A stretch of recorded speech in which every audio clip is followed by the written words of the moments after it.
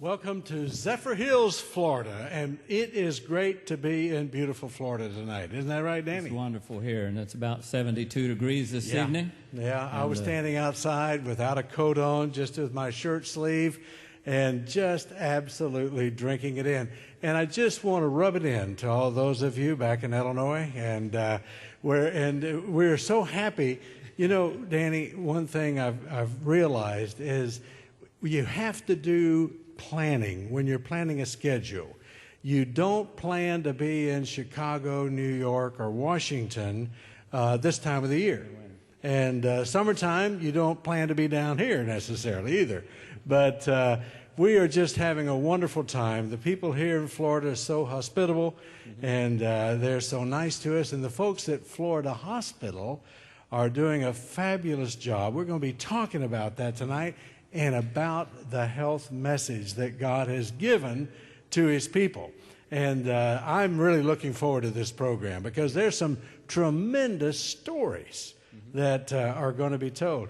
And you know, Danny, in television, 3ABN has a very balanced schedule, very balanced program. We've got preaching and good preaching and straight preaching. We have exercise programs to help people be physically fit, and we have cooking schools, we have nutrition programs, and we have programs to try to help people to be healthier. And tonight, we're going to bring you a special program called A Healthy 100. We need to say a very special hello to a friend of ours. You talked about Chicago a moment ago. Our buddy John Lomacang is stuck under 2 feet of snow in Chicago, and we want to say hi to you, John. But this is a very, very special nightlight. It is. You know, and I wanted to say this. You know, when we look at the Adventist system of beliefs, there were those who said that, well, the Lord just gave us these beliefs. But the truth is, men and women went to the scriptures and searched and found the beliefs. But there are 2 things that came directly from the hand of God through vision to Ellen White. One was the publishing work. That's right. Grown and moved around the world. The other was the health ministry. We operate one of the largest health hospital systems in the world. That's right. And it has been a blessing not only to Seventh-day Adventists, as we'll see tonight, but to the community at large. This ministry has helped untold millions inside the church and outside of the church. Everybody we've touched has been helped with this health message, which is really a health ministry. It really is. It gives a great advantage, and I think Ellen White made a statement similar to this. The health message is as a right arm is to the body. And I understand that because a few years ago, of course, we're always trying to get on new cable systems. We went to one of the largest cable companies in America, New York City. And the people there, a vice president of marketing, said, we want to watch the programming. So for several weeks before we came, Moses and I went to this large cable company. They began to watch, some of their employees began to watch. And she said, 3ABN is the best kept secret in television. And I said, why is that? She said, you need to be on every cable station in America. And I said, why? She said, because of your health message. She said, because people will watch you. Many of these other networks, or Christian networks, she says, are all about what you're doing and how happy they are now and you're going to go to heaven. But 3ABN, she said, atheists want to watch it because they care about their health. She says Muslims will watch it, the Jews will watch it, Catholics will watch it because everyone is interested, and you guys are so balanced. And I remember that, and I praised the Lord, and I thought then, this is opening doors to get 3ABN on cable systems. And you know, tonight we are going to meet people from all faiths and all walks of life who have been touched by this health message. And to me, that's a wonderful thing because people are at different stages and different places in life. But we all need to have a greater measure of health. This Healthy 100 is such a tremendous thing. My wife's parents are 96 and 95, respectively. They've had tremendous health all of these years. And I really believe that if you can be healthier longer, you might live to be 100, but you might spend the last 10 years in a nursing home on a bed. You don't want that. I was in a place one Sunday morning buying gasoline, and somebody was running by and jogging. And I said to the person as I was paying for my gas, I said, that's what I ought to be doing. And they said, why? And I said, you'd live longer. And they said, no, you just die healthier. And but you know something? There's something good about dying healthier. Amen. So you don't have those years of lying there like a vegetable, but you have active, good, healthy years right up until it's time to go to sleep and wait for the resurrection. Praise the Lord. Well, tonight, Jim, as you well know, we get to shine the spotlight in our Nightlight series on one of the, dare we say, flagship institutions of the Adventist health system, that is Florida Hospital. We get to learn about the scope of the hospital, the extent of the hospital, the work and reach of the hospital, and the thousands and thousands of lives that it is touching. And I'm excited because I know it's going to be a good program. We're going to hear a lot of good stories this night. Yes, we really are. And I believe that I'm correct in this, that the Florida hospital system is the largest of the Adventist health systems. And it has gotten even larger lately with the inclusion of a few more hospitals here in this very community in the Tampa, Florida area. And so we're going to hear about those a little later on. But right now, I want to introduce to you Dr. Desmond Cummings. And Dr. Cummings is head of Creation Health, and he is the president of the Florida Hospital Foundation, and he's the vice president of Adventist Health Systems. And Des, we're just happy to have you with us tonight. And I know you've brought some guests because we have met some of them already. Well, welcome, Jim, to Florida. On behalf of the Adventist Health Systems, welcome to a Healthy 100. Yes. We want you to imagine that for your life, and it sounds like your in-laws are already ahead of you. They really are, and they will always stay ahead of me. Yeah. At 96, well, one of the things we looked at, Jim, was the fact that America is in a health crisis. And we need health care reform throughout the nation, and a lot of that is going to be around legislation. But the most important thing we can do is help people live healthier. Yes. And the way that we think that will help them live healthier is to realize there's an opportunity to add at least 11 more years to your life if you follow what we're going to share tonight. So we invite them to imagine a healthy 100. The reason for that is because in 2005, there was an alert sounded by the National Institutes of Health. They said that a child born in 2005 would live 5 years less than the life expectancy at that time. Wow. Life expectancy, 2005, life expectancy for all of us is 78 years for the average American. Life expectancy for those children was projected by the NIH to be 73 years. I cannot imagine any parent in America sitting down with their children and saying, you're going to live shorter than I did. You're going to have more disease than I did. We have taken great satisfaction in sitting down with our children and saying, you're going to live longer, you're going to live better, because we've done our best to leave you a better future. And I think that's what Americans want to say. So instead of accepting a 73 as the destination, we believe it's time to imagine a healthy 100. If you're running for any office, I'll vote for you. I like what I'm hearing. Okay. Well, as a matter of fact, I'm not running for office, but I'm running for this, and that is the hope of a different kind of health reform. Because you see, the Adventist health system was born in 1866 in the midst of this nation's need for health reform. In fact, our very first institution was called the Western Health Reform Institute because we needed health reform. We led America in health reform in two significant areas. One was smoking cessation, because we never believed in any kind of use of smoking. Now, that was just against the tradition of the day. If you went to the doctors of the day and you had a cough, the most common prescription was, when you begin coughing, smoke 2 cigarettes immediately. So you can imagine how ridiculous that was. We said no, because we took a different approach. We looked and took our message from Creation Health.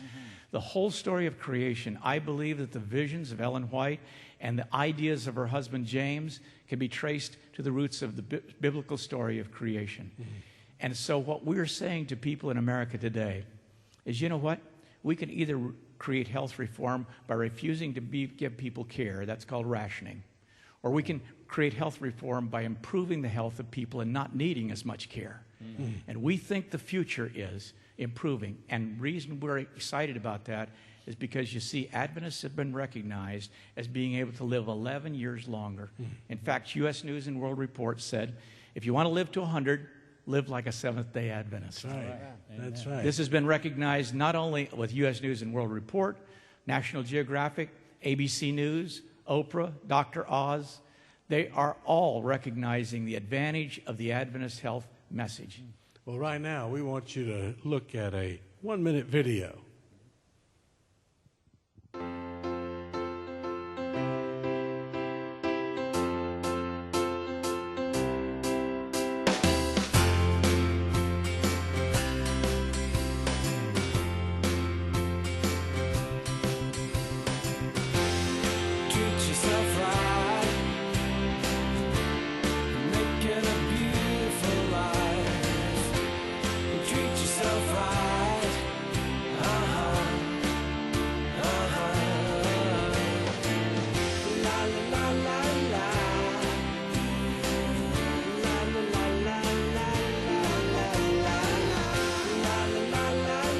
Imagine living a healthy 100 years.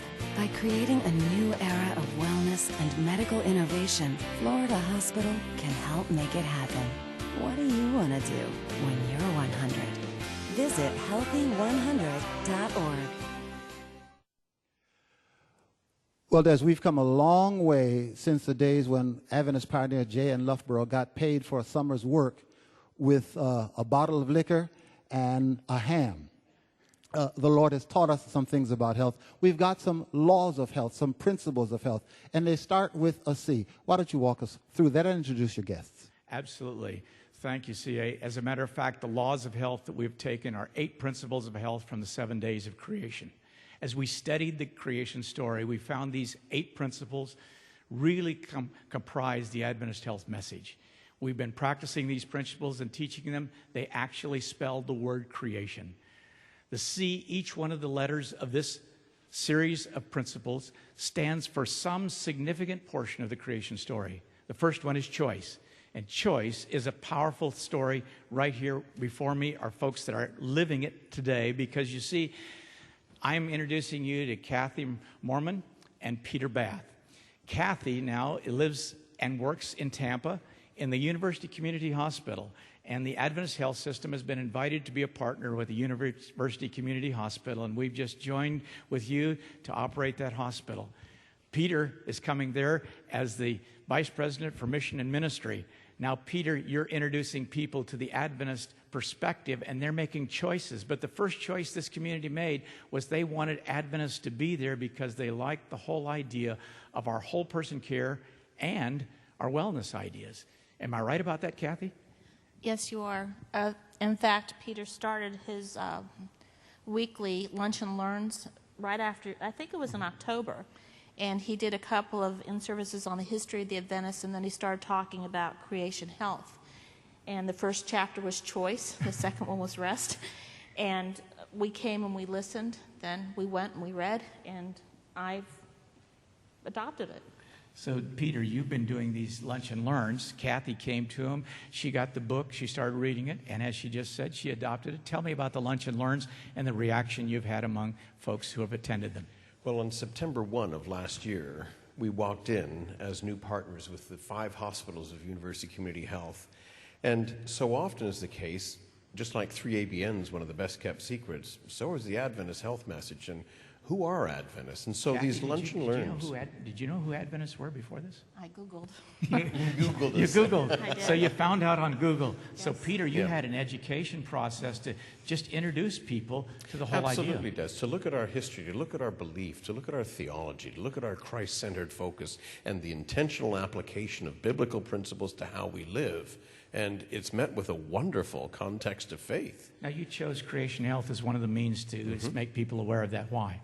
Well, because creation health is such a practical process. I mean, it gets down to the fundamental points of taking biblical teaching, just like we change our oil in the car because the manufacturer tells us to do it every 3,000 miles. God's given us the same instruction. And following that has been a great way. And creation health is a wonderful way. Now, Kathy took the book. I distributed it in November, and we talked about it. And Kathy then took this book and started reading it. And what happened to you over the holidays? Well, I read the book, and I focused on 3 things: nutrition, rest, and interpersonal relationships. And so first I started on eating healthier, and then getting a good night's sleep, which was very hard for me because I had not been doing that. And then over the holidays, I said, I'm going to focus on my family and my relationships. I got rid of all of the extraneous stuff, and it was a wonderful, peaceful, loving experience. So you really had a Creation Health Christmas. I did. And Kathy's the director of pharmacy services, which is an incredibly complex job. And she's handing out medicine to sick people, and she's saying, hey, here's a way we can stay well. Now, not only that, you're a scientist, so you take a look inside the book and try to tear it apart from a science standpoint. What did you find? I found that it was all very soundly based, especially the rest of the nutrition, and really studied the nutrition part because that's what I needed the most help with. And when I read it and I studied and I looked at the whole balance of groceries, your drugstore, eating organic, eating fruits and vegetables, it's made a tremendous difference. I have a lot more energy, and I rest better at night. You were telling me that you also have some folks that you've helped regain their health because you're actually counseling them. They're asking you what to do. I have a friend at work who's chronically got colds, and I talked to her about the nutrition, and I gave her some references, and she took it, and she actually went to the drugstore, the health food store, to get some of the stuff that I recommended. So you started out with us as a business partner, moved to a mission partner, and now you see this as a lifestyle partner. I really think this is the best thing we could do for healthcare because we're not just treating sick people, we're treating the whole person. And that is the unique difference of the Adventist health system, and that's why Kathy made that choice. Yeah. Kathy, the question I wanted to ask you, were these changes dramatic or traumatic for you to institute these changes, and were the results immediate? Was it something that came over a long period of time, or could you see the results right away? Some of the results I saw right away: the sleeping, forcing myself to go to bed at a reasonable hour. The nutrition took a little bit longer; it was a little bit harder to adopt. The quiet environment has been tremendous as far as reducing the stress and the anxiety in my life. And when you say quiet environment, you're saying you adopted a personal quiet time, a personal devotional life. Yes. What a blessing to be able to not only deal with the mind, the body, and the spirit. And you told me you thought that was the big difference in the Adventist health care philosophy. So, Absolutely. Kathy, it's great to have you with us. Thank you for choosing to be a lifestyle partner, a mission partner, and a business partner. May God bless you as you continue to advance your life. Peter, may God bless you as you share this message. Absolutely. It's a blessing. Thank you. And now, Des, we're going to take a little walk. absolutely. One of the things, CA, that I think is so vital for people, it's to really understand the depth of purpose and meaning. And I have a friend, Dr. Julie Van Putten. I'd like to introduce you to her. I'm going to put you in the middle there. Julie, And, welcome. Hello. Dr. Van Putten, would you meet CA? And as a matter of fact, Dr. Van Putten is the Chief Wellness Officer for the Florida Hospital Institute of Lifestyle Medicine. And she has one question she asks folks when they come to their, as a matter of fact, when we start our physical, it's a very unusual question. I didn't anticipate this question, but you ask them a question about the biggest choice. And one of those questions is, do you really want to live a long and healthy life? Yeah, I can answer that one. That's easy. Okay, what's the next one? And so the question that follows that is, based on your choices, do you expect to live a long, healthy life? Good question. Well, now they're getting tougher. Can you pass on any of these? No, Okay. this is not a pass. But then the most compelling question is, what is the reason? What is the compelling reason that you would want to live a long and healthy life? What is the reason to want to live? I think that, that's really the core of the way life is driven. It is. Because many, many more of the scientific journals are showing that the purpose in life and the willingness to pursue life is what causes people to be able to fight through disease, to be able to choose to live longer and more effectively.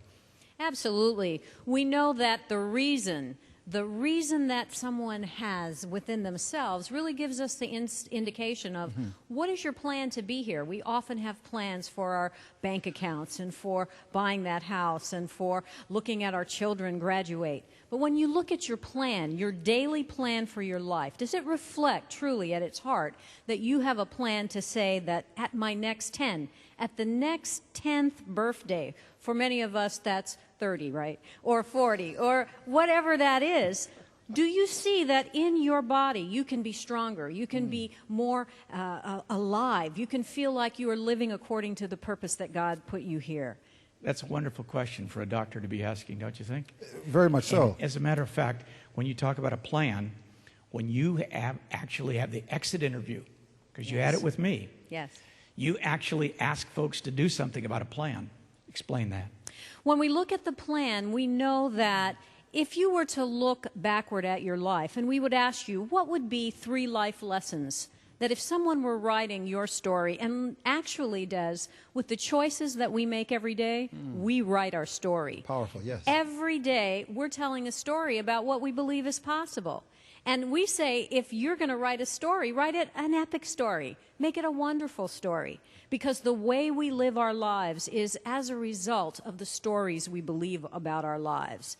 And so in our exit interview with our clients, with many of these corporate executives who have very high pressured lives, we say, what are the life lessons that you would want your life to tell a story about? And when you know what those life lessons are, if you're very clear about that, then what do you see a year from now? And if you can have a vision of your life a year from now in which you're stronger and healthier and more vital, when you look at the risk factors that you are doing to yourself, nobody else is doing these to you, by what you're choosing to do or by what you're not choosing to do, in the next 21 days, if I were to ask you to do something different, something that you've never done before, in the next 21 days, can you put together a plan for your life that says you have a story that says, I want to live? So you see what a powerful thing happens. And the privilege that we have, and Dr. Van Putten has, we see over 500 top corporate executives of the Fortune 500. Fortune 500 executives, 500 that have come to our place, and the Lord has given us an opportunity to ask these kinds of questions. Aren't you thankful that a Christian doctor is sitting with these leaders asking these kinds of questions about how choice is being made in their life? And my question for you is, how would you answer Dr. Van Putten? Well, there's a big, big song about a great big God and how great He is. CA, that's one of the first choices we make. Amen, it surely is. Jennifer LaMountain comes now to sing for us. One of the best choices we can make is to choose God and put Him front and center in our lives. Thank you, Jennifer.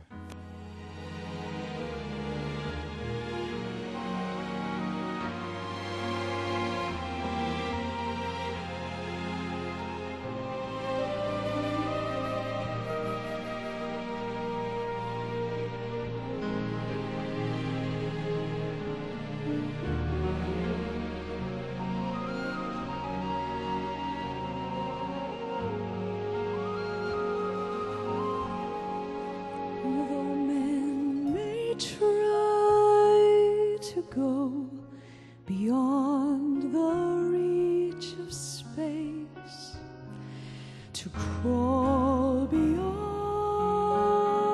the distant glimmering stars. This world's a room so small within my Master's house. The open sky, it's but a portion of His yard. The winter's chill may cause the tiny seed to fall, try asleep till waked by summer's rain. A heart grown cold will warm and throb with life anew.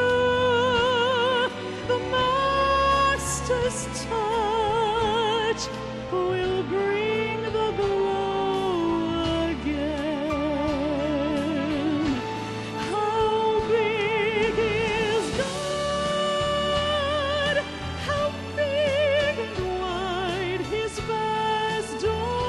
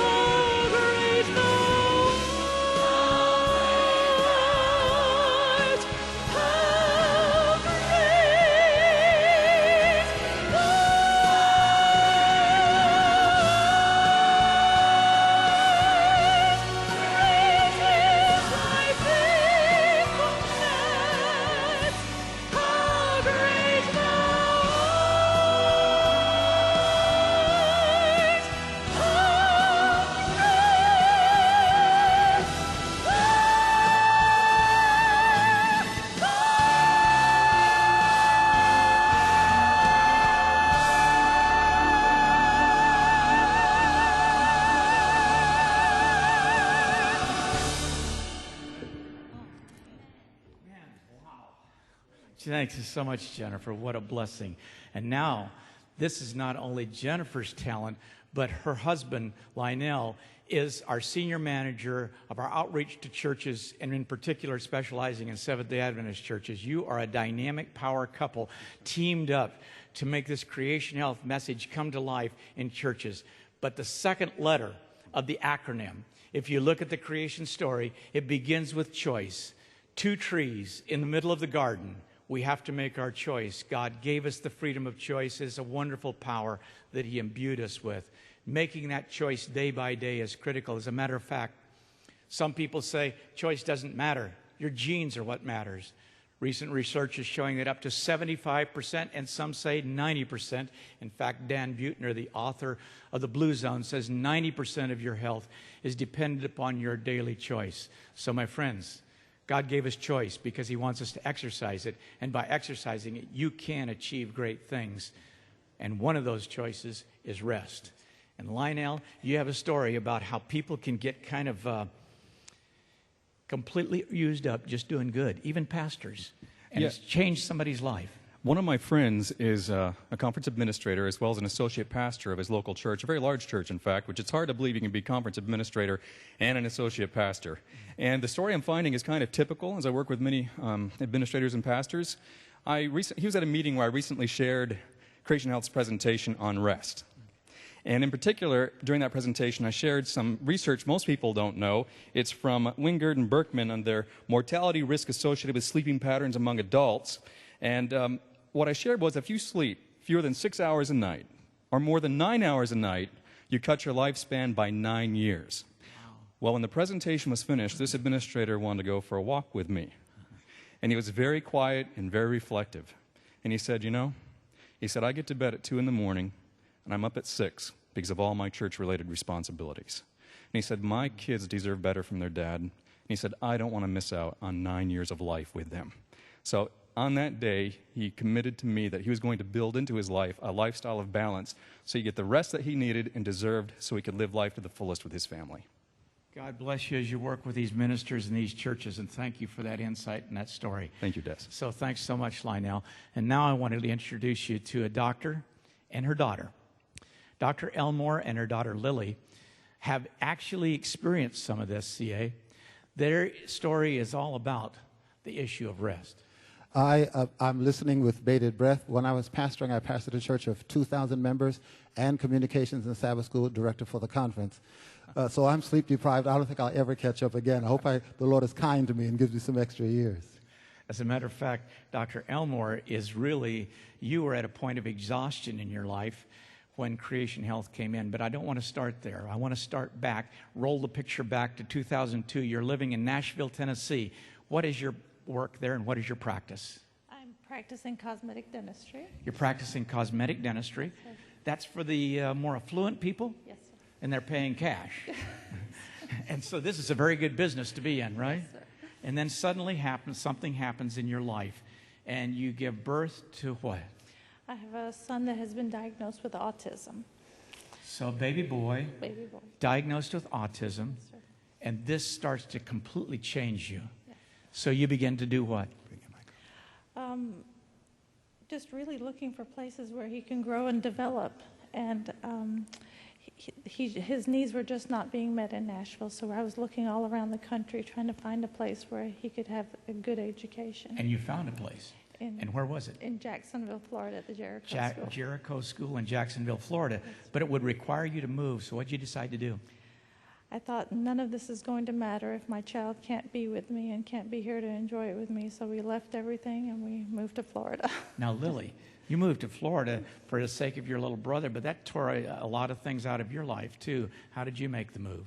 Well, I realized it was the best for him, and I love my brother so much, and I would do anything for him. I'd, of course, pick up and leave, which is what we did, and I'd do it anytime, So that was a great step of faith on both your parts. Now, you're a single mom, and so you're to go there, and you need to work, but you cannot work because your license won't transfer from Tennessee, and Florida is not an easy place to get a dental license in oral surgery. So you have a different work engagement now. Describe what that is.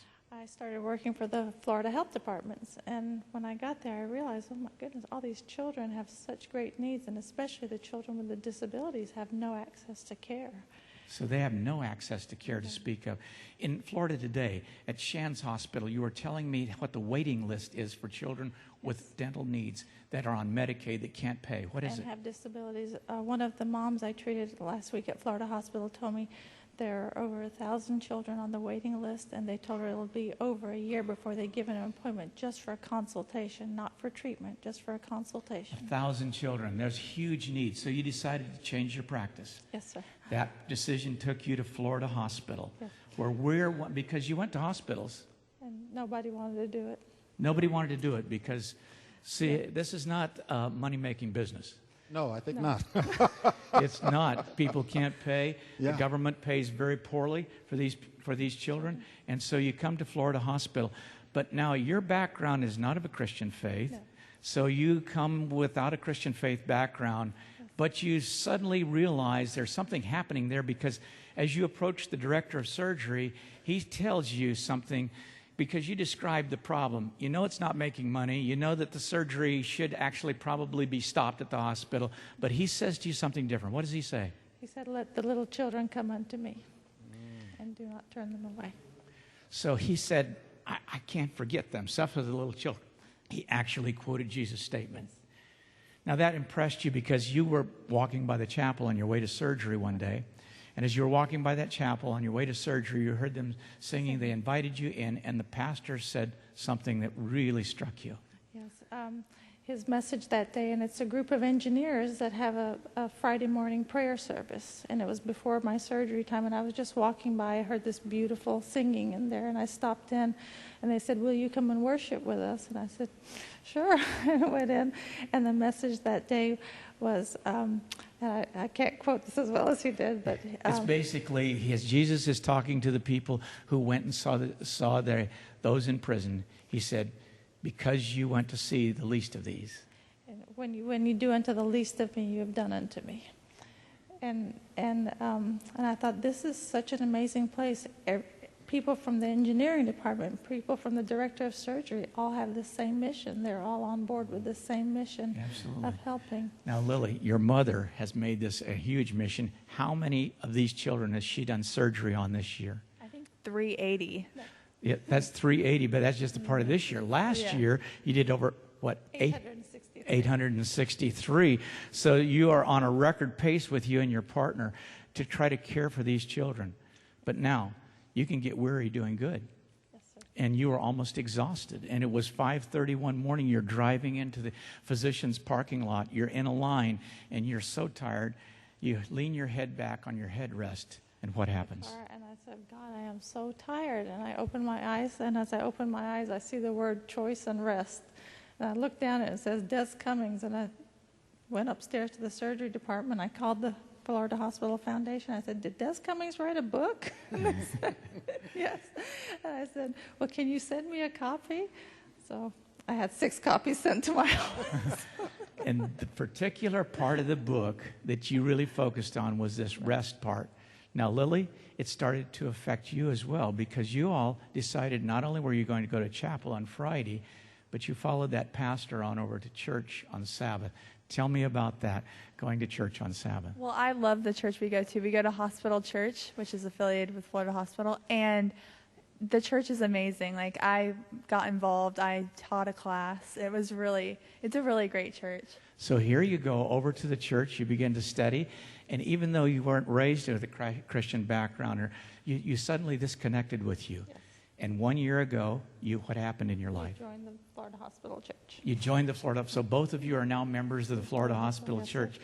And that whole experience has been encapsulating the Creation Health into your life. Yes. You were telling me that Creation Health is not just the principle of rest.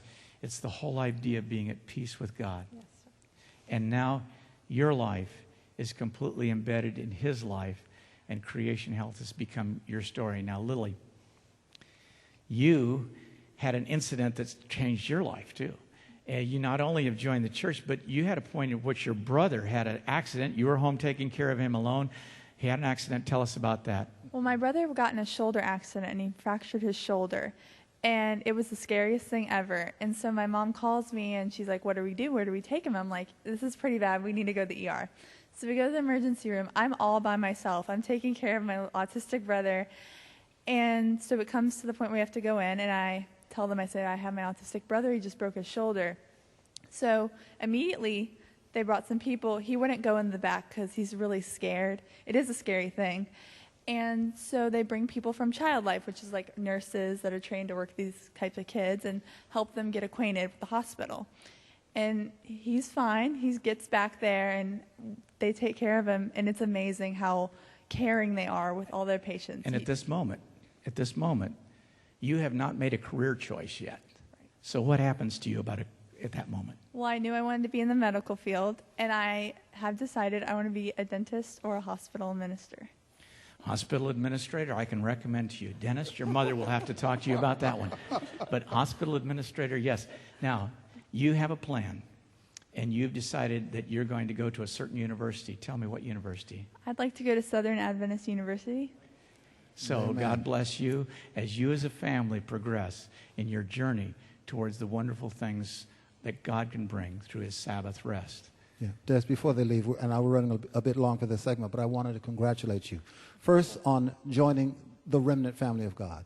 But God gave you a gift several years ago of an autistic child. Some people may see that as a burden, but to you it was a gift. And then he moved you along from faith to faith and grace to grace. And now you may not be making the money you made before, but you're making friends on earth and in heaven, and you can't count that in gold and silver. And I've got to tell you that she donated to the establishment of our surgery center for children, our new one, made a major donation and named it in honor of the director of surgery. And tell them what you put on the plaque.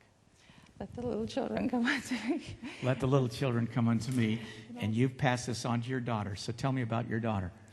Well, she can tell you the story. After her brother got hurt, she was so impressed with the care that he received at the hospital. And go ahead, Lily. I had a 17th birthday a year ago, and instead of asking for gifts, I asked my friends to bring money for the children's hospital. And so over $600 was donated on your behalf. Amen. And this is going to be a practice every year for her. She's doing it again this year. God bless you for investing your life, your treasure, your talent, and God's greatest gifts that he has given you back into his kingdom. Amen. Because I believe it will have eternal impact. Because I believe Sabbath was a day God made for love. In 6 days, God created life. On the seventh day, God created love. We're so thankful that that love is expressed in your heart day by day. And now we go to Jim, Amen. because he has one of the officers of the Florida Conference, the president, who has a vision for Healthy 100 churches, because this story that you just heard came from one of the Healthy 100 churches in Florida. Jim, take it. Mike, and the environment is so important. And in our churches here in Florida, what is the goal of setting that type of environment? Well, as we began to interact with Florida Hospital over the last few years, Jim, we have noticed that Florida Hospital is able to minister to the community, remain authentic in their Christianity, and meet the needs of people in wonderful and compelling ways. So we began to ask ourselves, how can we transfer this same focus into our churches? And we began to talk and pray and think about inviting churches to become Healthy 100 churches. So today, churches are conducting creation health seminars in order to help their communities come to know the abundant life, a life that's full and whole, that Jesus wants to bring to us. Are you encouraging churches throughout the state to do this, or only just in the greater Orlando and Tampa area? We have churches mainly where we have Adventist hospitals from just north of Daytona down to Tampa along the I-4 corridor. But there are churches all across the state now who are beginning to say, we want to be a part of the creation health emphasis. We want to do something that will make a difference in the lives of the people in our community. And your churches are interested not only in the spiritual life of the individual, but the physical life as well, so that they can have a healthier life. You can be much more spiritual That's when right. you're